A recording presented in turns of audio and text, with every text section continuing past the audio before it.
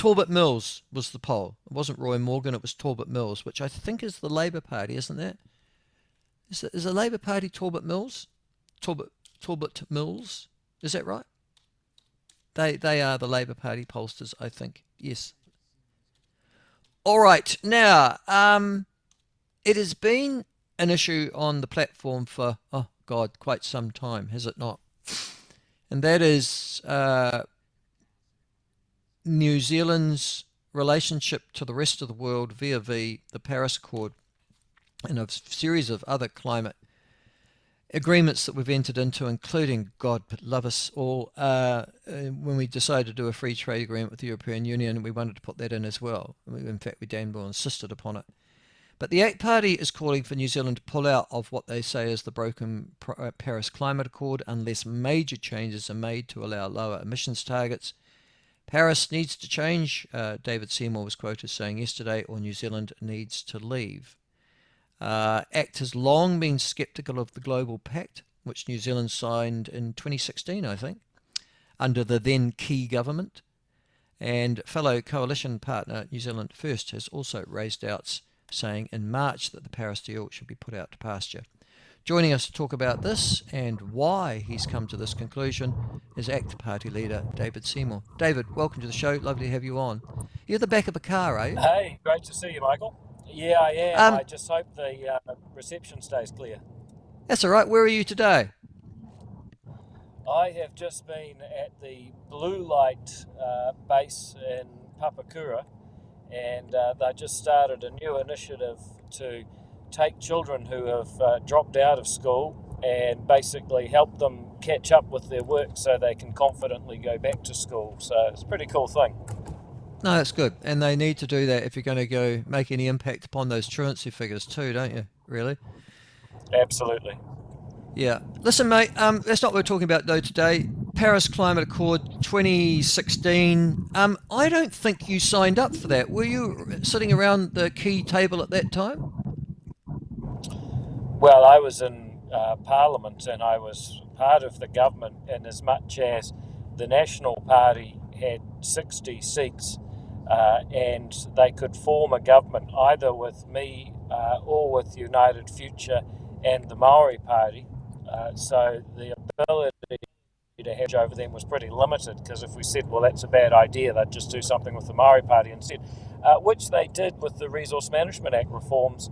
We made the proposition to deregulate it, and they did a deal with the Maori Party, which has led to a lot of our current problems, actually. So, look, that's all ancient history now, but the fact is that the ACT Party is the only party that has been consistent in opposing things like this. We oppose the Zero Carbon Act, which every other party voted for. And we oppose these nationally determined contributions, which simply don't recognise the fact that population,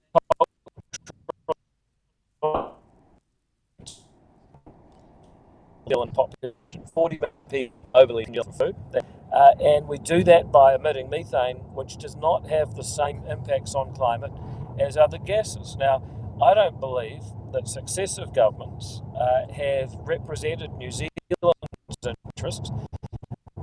More been going over listening to forums and representing. David, you're cracking up, mate, and I'm sorry, we're going to have to get a better connection, David. So I'll just go and get David.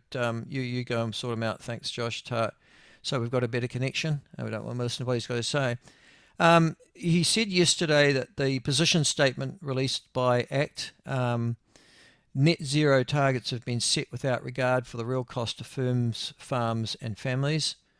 The Paris Agreement, he said yesterday, demands targets that are disconnected from science and blind to New Zealand's realities. And the result is that farmers are forced off the land, the regions hollowed out, and higher prices for food, electricity and production. I think we've got a better connection now with you, David. Sorry, but that's there you go. That's the vagaries of, I have to say, modern technology. Listen, mate, yesterday you made the point that you said the result of the Paris Accord is that farmers are forced off the land, the regions hollowed out, and higher prices for food, electricity and production. Are you saying that's the threat, or are you saying that's happening now? Well, it's clearly happening right now. If you put a price on carbon as high as we have, then you end up with a very strong incentive to plant trees, and actually a negative incentive to continue farming. And so at the moment, people are being pushed out of sheep and beef, and they're covering their hills and trees. Now, I'll be the first to say you got a right to do whatever you like with your property. If that's what you want to do, you can do it. But I also believe the government putting pressure the way we have is completely wrong. Okay. Now we've got legislation that I think will put agriculture into the emissions targets by 2030. It was going to be 2025. This government's put it out to 2030. Are you saying it should be removed immediately altogether? Well, I think what's going to happen is that we're going to see the government reevaluate its position over the next electoral cycle. So we have bought into a coalition on the basis that we had to do whatever we could to get rid of the Labour government. I might remind you, installed by New Zealand First. Now we are trying to work out how do we get a better deal for New Zealanders, and that's going to involve moving the National Party and perhaps New Zealand First, both of whom signed up to the Zero Carbon Act, and both of whom have been signing up to these nationally determined contributions, which James Shaw went over to Paris and negotiated. But we are now compelled to extend every 5 years. So there's been a political momentum for the last decade that needs to reverse because reality is changing. Well, the reality is also cost of living prices, and this is happening throughout the Western world as the rubber hits the road, doesn't it, really, Yeah. David? I mean, well, there is a dawning realization that these targets just seriously erode the quality of life for so many people.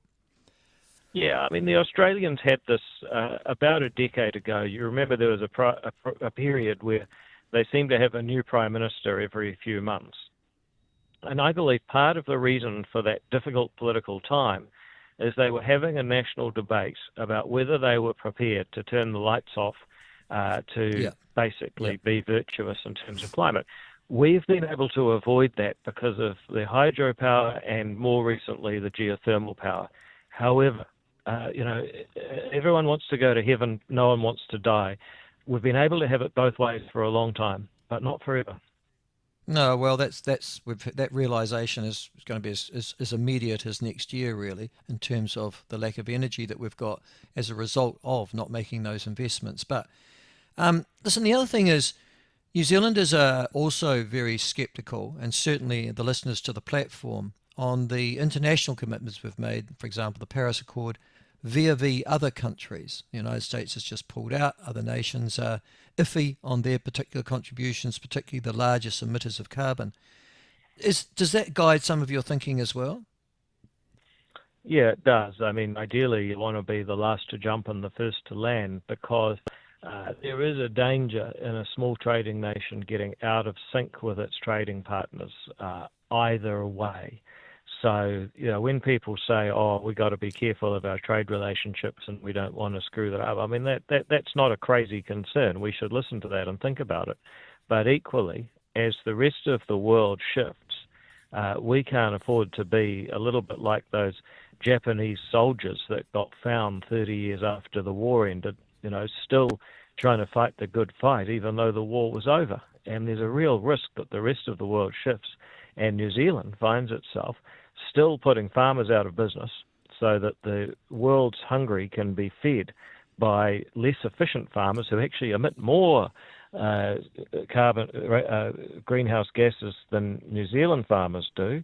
And that would be a double loss, a loss to New Zealand's economy, to the New Zealand's farmers, but also a loss to the planet. To the extent you're concerned about greenhouse gas emissions, pushing production out of New Zealand is one of the silliest things you can do. Yeah, the other thing that strikes me is that New Zealand's three major trading partners are China, the USA, and Australia, I think in that order.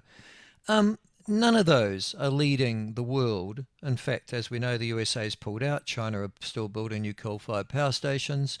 Australia is going to do whatever's in Australia's best interests. I mean, where is this threat to New Zealand agricultural produce if we do decide to resolve from some of the agreements reached under the Paris Accord.